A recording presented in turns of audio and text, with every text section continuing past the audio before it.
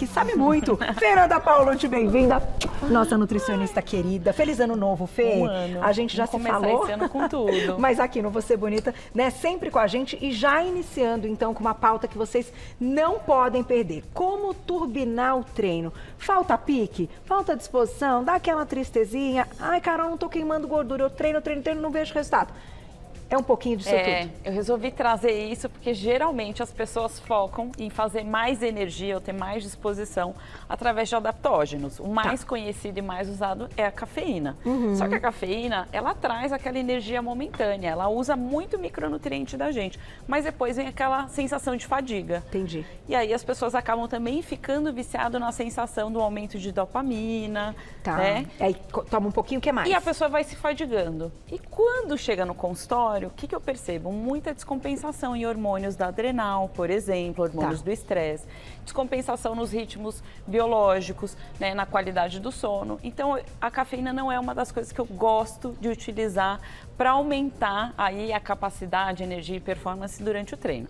E aí me veio trazer essa pauta hoje para a gente falar de micronutrientes importantes e de alguns alimentos que tenham esses micronutrientes para a gente focar aí no nosso dia a dia. Você começa. Vou começar falando então da beterraba e do alface, que são ricos em nitrato. Então a gente precisa muito de nitratos para aumentar o óxido nítrico, que é uma substância que faz vasodilatação, aumenta a oxigenação, tem uma ação mais anti-inflamatória, inibe genes que são pró-inflamatórios, mas principalmente chega mais oxigênio e micronutriente para esse músculo que está em grande vigor. Olha que legal. Então, a nossa musculatura, ela demanda macronutriente, mas também demanda micronutriente. E às vezes a gente acha que a gente precisa de muito carboidrato, né? Ou precisa de mais de fontes de gordura. Não, a gente já tem o nosso tecido adiposo e muitas vezes a gente quer utilizar ele para ser queimar fonte gordura. de energia. Exatamente. Então, a gente precisa incrementar então, esse músculo com micronutrientes. E um deles, então, fontes de nitrato para a gente produzir óxido nítrico, e nessa cascata a gente precisa também da citrulina e da arginina.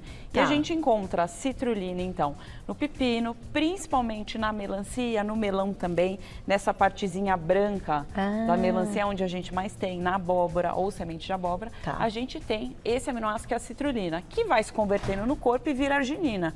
Mas eu também posso dar fontes de arginina. Então eu trouxe aqui a ervilha, a avelã, as nozes, fontes, por exemplo, de origem animal, então frango, carne, também são fontes de arginina, né? Isso, proteína do porco, por exemplo. E a gente também tem na forma de suplemento. Ah, vou usar só arginina? Não. O importante é ter esses aminoácidos em conjunto com os nitratos para produzir esse óxido nítrico. Isso antes do treino? Foi uma coisa que antes do treino, sempre 1 hora antes do treino. Eu posso utilizar o suco da beterraba. Mas eu gosto de usar o extrato seco na forma de pó ou da cápsula para facilitar para o paciente ter aí a sensação então de redução de fadiga, melhora realmente do vigor durante a atividade física. Muito melhora legal. Dessa recuperação também. Disposição mesmo. Ali você colocou cacau. Coloquei o cacau. O cacau também ele participa como um vasodilatador. Ele é rico em composto fenólico. Ele não é igual, mas também é parecido com o resveratrol, que também é um composto fenólico. Então eles fazem vasodilatação, reduz o estresse oxidativo e toda atividade física produz mais inflamação e radical livre. Então eu preciso ter esses compostos aí para dar uma neutralizada nesse excesso, porque senão eu posso gerar má recuperação e lesão. E a gente também pode ter em cápsula, né? Exatamente. E quando a gente pensa em composto fenólico, quando a gente pensa em composto antioxidante, a gente está pensando na saúde das mitocôndrias, que é onde a gente gera energia. Então, quando eu tenho essa proteção maior das mitocôndrias, eu garanto que eu vou gerar mais energia a partir de menos carboidrato ou menos gordura. E aí que a gente perde mais gordura. Aí que a gente aumenta a termogênese e perde mais gordura corporal. Olha que interessante. Então, gostei, por isso essa que dica é boa. Cacau ajuda demais e principalmente o resveratrol. Eu amo resveratrol. Então, segura que você vai falar já do resveratrol, resveratrol, porque tem perguntinhas do público. Aproveitem, estamos ao vivo, olha lá. Mônica, obrigada, um beijo pra você. Fiz cirurgia bariátrica e me alimento antes do treino, mas sinto que esvazio rápido e assim sinto fome durante o treino. Existe algum alimento ou combinação? Falando de suplementação, surgem perguntas aí das pessoas que fizeram bariátrica. Então ela disse que fez bariátrica, que ela se alimenta antes do treino, mas ela sente que esvazia muito rápido e sente fome durante o treino. Então existe pequenininho, mas que ele também tem uma capacidade de gerar energia muito rápido dentro da nossa célula, a derribose. Então ela pode associar, por exemplo, creatina, derribose, coenzima Q10. E é comprimido, né? É suplementação. A derribose e a creatina geralmente está em pó. Ah, tá em pó, é verdade. A creatina a gente faz E mistura, ela né? pode associar o TCM, que é o triglicerídeo de cadeia média, que é uma das coisas que ele é rico em ácido caprílico e o cáprico, e a gente tem uma passagem muito rápida através do intestino, chega no fígado e transforma num metabólito, numa cetona ali, do beta-hidroxibutirato, que tem uma capacidade também de gerar energia.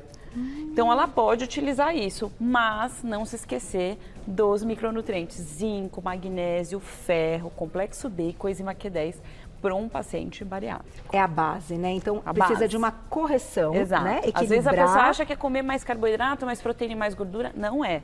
Tá faltando micronutrientes. É por isso que eu quis trazer essa pauta, assim, para quebrar realmente todos os paradigmas relacionados a isso. E ontem a gente falou até do low carb, enfim.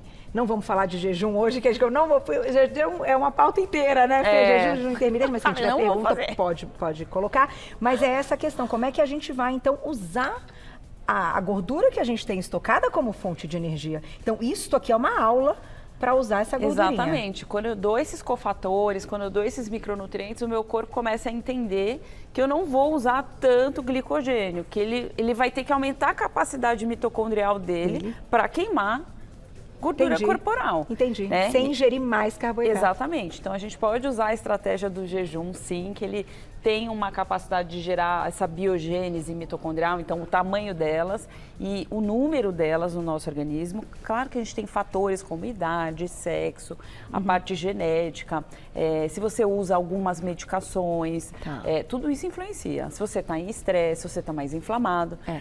Mas o jejum melhora essa capacidade e a gente pode, sim, impulsionar esse jejum para oxidar mais gordura. Então, o TCM entraria muito bem. Então, ele quebra o jejum fisiológico, mas não o metabólico. Não o metabólico. Vamos explicar, entender o que é isso? Vou deixar mais uma perguntinha, porque a gente tem que falar desse grupo que a Fê falou que também é super importante. Carla, obrigada, um beijo para você. Qual seria a refeição ideal para dar energia para quem treina de madrugada, mas que não tire o sono quando for dormir? Olha que pergunta interessante. Vamos responder daqui a pouquinho. Lá, deixamos uma perguntinha para Fê Paulucci, da Carla. Então ela diz, qual seria a refeição ideal para dar energia para quem treina de madrugada, mas que não tire o sono, né, quando for dormir? Sim. Então vamos pensar junto. Primeiro, não jantar muito tarde. Jantar mais cedo. Segunda coisa, se ela treina de madrugada, então ela vai dormir mais cedo. Então, estou pensando num jantar entre 6h30 e no máximo 7 horas da noite. Fonte de carboidrato complexo. Se ela colocar vegetais bem abrandados para melhorar o processo de digestão. Então, para não ter aquele arrastão, por exemplo, das folhagens escuras, para ela não ter alteração gastrointestinal. Quando, por exemplo, se ela acorda muito cedo, é capaz que ela corra, né? Para que ela não tenha aí um aumento do peristaltismo.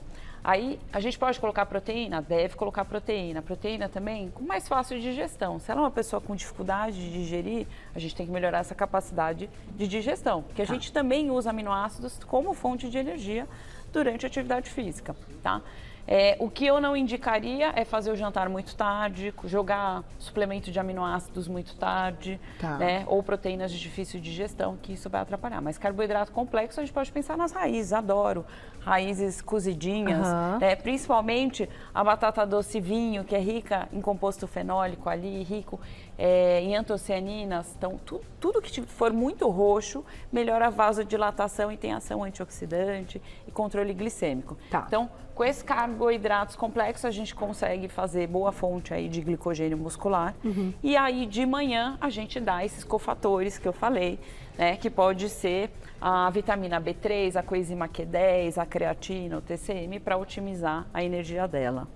Porque ela não precisa fazer uma refeição antes desse treino, porque... Não necessariamente. Esse jantar pode virar, né? Esse pré-treino. A capacidade aí da pessoa fazer um treino em jejum depende muito.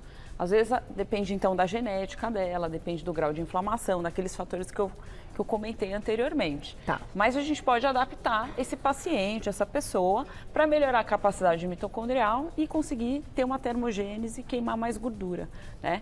Conseguir tolerar isso. Falei da vitamina B3, no formato de ribosídeo de nicotinamida, ele aumenta a termogênese e queima de gordura corporal. Que legal. Ele tem uma ação aí de produzir mais NAD+, tem uma ação mitocondrial aí, protetora, antioxidante, mas tem uma ação termogênica. Gosto bastante. É o B3. A B3 no formato de ribosídeo de nicotinamida. Tá. Porque a gente tem vários formatos bioquímicos de vitaminas e minerais e isso implica na função lá metabólica no nosso corpo. E conta então desse grupo lindo que a gente deixou para o final, mas você do falou resveratrol. Que é seu favorito. Então o resveratrol ele age como sinalizador em várias vias aí hormonais, metabólicas no nosso corpo.